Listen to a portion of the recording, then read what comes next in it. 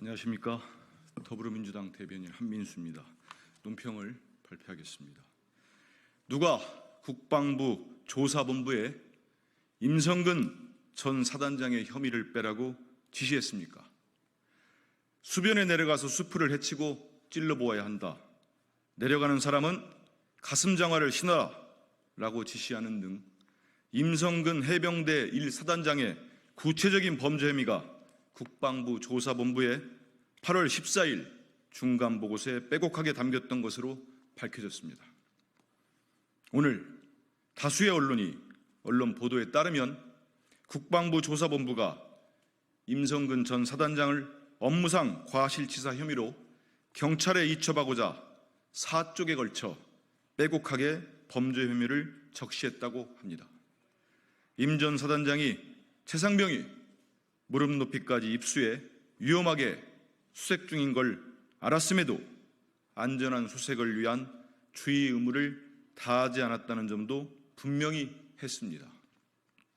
그러나 일주일 뒤 국방부 조사본부는 돌변에 임 전 사단장의 혐의를 쏙 빼고 대대장 2명의 혐의만 적시해 경찰에 사건을 이첩했습니다. 불과 일주일 만에 결론이 180도 뒤집힌 것입니다. 국민을 대신해 국방부에 묻습니다. 왜 갑자기 입장을 뒤집어 임성근 사단장 구하기에 나선 것입니까? 누가 국방부 조사본부에 임성근 전 사단장의 혐의를 빼라고 지시했습니까? 대통령의 경로와 대통령실의 외압이 아니고서는 설명할 수 없습니다. 대통령의 경로와 대통령실의 수사 위압에 해병대원의 유족을 비롯해 생존 해병과 그 가족들은 1년 가까운 시간을 가슴을 치며 살아야 했습니다. 윤석열 대통령과 대통령실은 이제 거짓말과 억지 주장으로 자식 잃은 부모와 가족에게 더 큰 고통을 안기는 파렴치한 행태를 멈추십시오. 젊은 해병대원의 죽음에 억울함이 남지 않게 하는 일, 책임 있는 자들이 마땅히 책임을 지도록 하는 것이 국가의 책무이고 본분입니다. 우리 더불어민주당은 순직 해병대원의 억울함을 풀기 위해 할 수 있는 모든 것을 다하겠습니다. 22대 국회에서 가능한 빠른 시일 내에 해병대원 특검을 반드시 관철시키겠습니다. 가해자 감싸기와 사건 축소에 이렇게도 적극적이고 진심인 정권은 없었습니다. 얼차려를 받던 훈련병이 사망한 지 열흘이 지났습니다. 하지만 가해자에 대한 수사는 지지부진하기만 합니다. 결국 참다 못한 부모님들이 어제 국방부 앞에 모여 철저한 진상규명을 촉구했습니다. 숨기고 감출 생각 말고 우리 아이들 좀 그만 죽이세요 라는 부모들의 절규에도 정부는 침묵만 하고 있습니다. 심지어 해병대원 순직 사건처럼 사건을 축소하고 있는 것은 아닌지 우려스러운 상황입니다. 사망한 훈련병이 쓰러지기 전 동료 훈련병이 건강 이상 징후를 간부에게 보고했으나 중대장은 꾀병 취급하며 훈련을 계속한 것으로 알려졌습니다.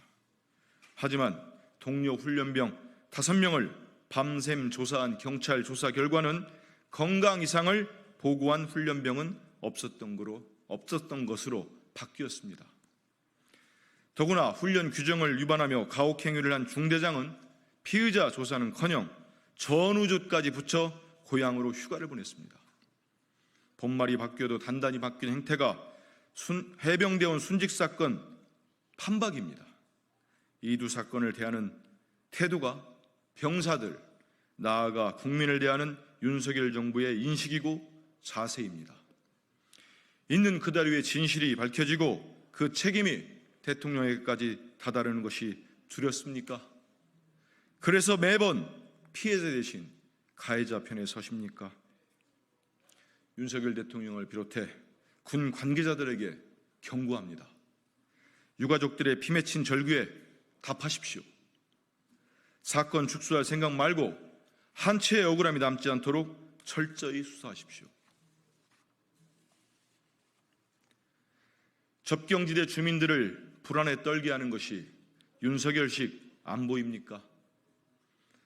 군이 군사훈련 재개의 일환으로 연평도, 백령도에서 6년 만에 실사격 훈련에 나설 계획이라고 합니다. 접경지역에서 다시 포성이 울린다니 참담합니다. 윤석열 정부는 군사적 긴장의 유탄에 휘말릴까 심장을 졸이고 있는 접경지역 국민은 눈에 보이지 않습니까? 접경지대에서 포성이 울리고 국민들께서 불안에 떠는 것이 윤석열식 안보입니까? 안보의 목표는 평화인데 오히려 평화를 깨는 강경 대응만 내놓고 있으니 정말 한심합니다.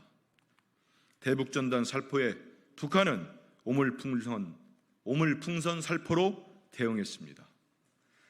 우리 군의 사격에 북한에서도 맞대응을 할 것이고 접경지역의 군사적 활동은 매우 활발해질 것입니다.